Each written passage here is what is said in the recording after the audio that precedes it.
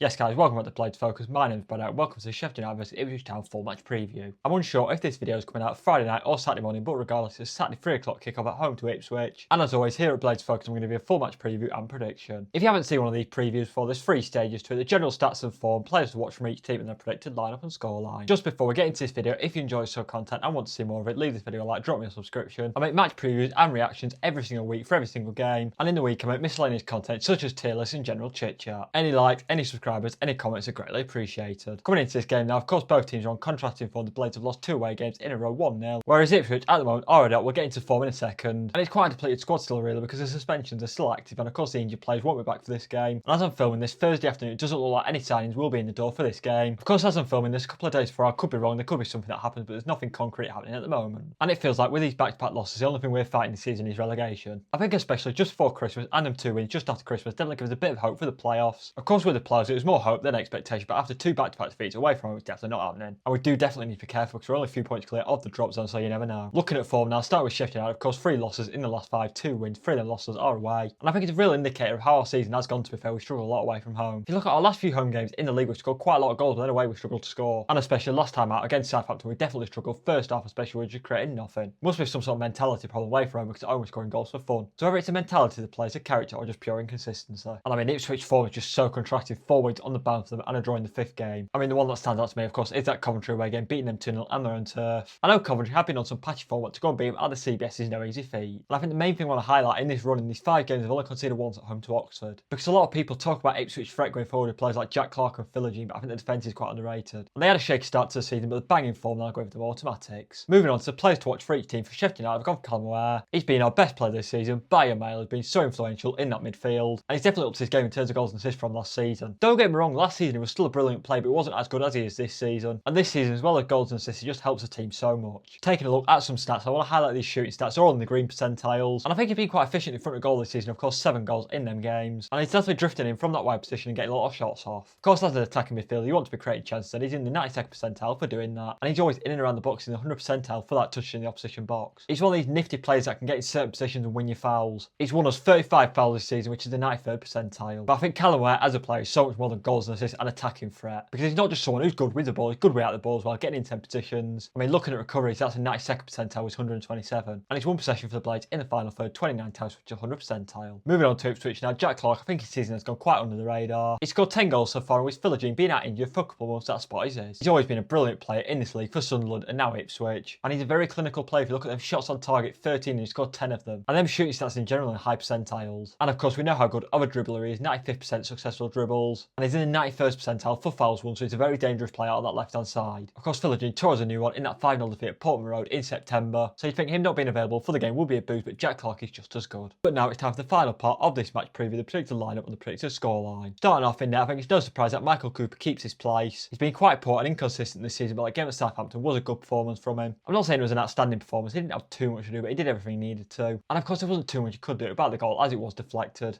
I think there is still real questions about his form and his injuries, but if he has games like that, they'll be back to his best in no time. I think at right back, Hoover will drop out, Sariki will come back in. I don't think Hoover did too much at Southampton, to be honest. I think he was quite poor. And I think it's clear to see we had no attacking threat, there was no presence down that right hand side. Of course, we have to manage minutes, and Sariki will get rested at some point, but I think he comes back in for this Ipswich game, because I think Sariki is so important to how we play. I think due to injuries and suspension, the centre backs picked themselves. Of course, McGuinness is the first centre back. And to be honest, I don't think it was too bad at Southampton, where they didn't have too much attacking threat. We did alright, but I think it is still a worry having him at centre back with the threat that Ipswich have. But of course, with Tanganga still being suspended and Bindon being ill, there's not much choice. And then next to him, the same partnership as the Southampton game, Ben Mee. Once again, there's not much choice in this. He probably has to start, which isn't ideal. Before his injury, he's quite a solid player next to Tanganga. There was forming a nice partnership. But obviously, that Mansfield game, he got tore a new one and just hasn't been the same since, really. I don't think he was too bad against Southampton, but he wasn't back to his best like he was before his injury. And that defensive pairing definitely worries me ahead of this game. At left back, I think McCallum will come back in if he is fit. Of course, he picked that injury up at Charlton a week ago, so whether he starts, he's touch and go. But I think if he's fit enough to start on Saturday, we definitely need him, because this season he's definitely been one of our best and most influential players. Of course, Burrows has been quite poor this season. He hasn't been great recently, so I think McCallum needs to come back in. If Burrows has to start, it's not the end of the world, but I would prefer McCallum. I think the first midfield spot will be Sidney Peck. It's a similar story to the defence. We don't have too many options. I don't think Sidney Peck was awful against Southampton. He definitely can be better, but I think he was alright. So I think them 2 midfielders, I think he should be one of them. Of course, we've formed a brilliant partnership with Jarrod Riedewald in that midfield before he got injured. And we've definitely lacked Riedewald these last couple of games, so I think we need a strong midfield. And then my second centre midfield, I think Arbosser should get dropped. I think Davies should come back in. Of course, that second midfielder spot is up for grabs at the moment between Davies, Matos and Arblaster. And Arblaster has been quite poor recently and his fitness hasn't been great, so I think we need to drop him. Of course, he's only just back from his injury really, he's still getting up to speed. So I think he definitely needs a rest to work on his performances. And as for Davies, I think he might only play like 45-60 minutes, but I think when he plays, he's quality. Of course, it's a big if as he's very injury prone, which is very unfortunate. But like I mentioned, I think 45 minutes to get his fitness back up to a decent level would be brilliant. As for the midfield, I think this game will switch back to 4-2-3-1, try and compact the midfield, try and match Ipswich. On the right, I think Brooks will return to the starting level. We can't see Chong start again, can we? Of course, managing minutes is important, but Chong is just a dreadful footballer. Brooks is so much better. And I think Brooks is so dangerous every time he plays, so I think whenever he has a chance to play, he should. Of course, Brooks and Saric have formed a brilliant partnership on this right side. I want to see more of it. And hopefully that can continue because I think the wide areas will be a key part of this game. I think for this game, OL will move back central in this formation. Obviously, his starting position will be behind that striker, but he'll be floating everywhere. Of course, OH just really drifts all over the pitch, whether it's wide or central. And I think he's definitely a key component for the way we press. So he's one of them, I think whenever he's fit, he has to start. And then on the left, I think Gus Armour has to start. I know he's been quite patchy, quite inconsistent this season. When he is on it, he's so on it. He's such a brilliant player, of course. He'll create something out of nothing. And I think recently we have been lacking attacking threats. I think bringing him back in is only a good thing. When he came onto the pitch versus Southampton, we looked a lot better. And I think we need to find some way to get him back into this team. And then up front, I think Patrick Bamford has to come back into the team. I mean, you could see in that Southampton game, as soon as he came on with the likes of Harmer and Brooks, he was just so brilliant. And even though he only played 30 or 40 minutes, probably saw our best chances of the game. Of course, since initially signing in November, he's been an absolute revelation. Of course, winning December, player of the month. And hopefully with the right service behind him, we can get him firing in this game. Because I think if we want to win, it's going to be a high-scoring game because Ipswich are going to score goals. And I think if we win, Bamford will be a massive part of that. It's going to be a very tough game. I don't like predicting us to lose, but I think we're going to lose 2-1. I just think Ipswich will be way too good for us, but I think we'll keep it a respectable score. And I think Gus Armour will get our only goal. And there we go, guys. That's my full preview and prediction for the Ipswich game. As always, if you enjoy this sort of content, leave this video a like, subscribe to the channel. And if you're a Blades fan, let me know if you're going and what you think the score will be in the comments. And I'll see you guys in the next one.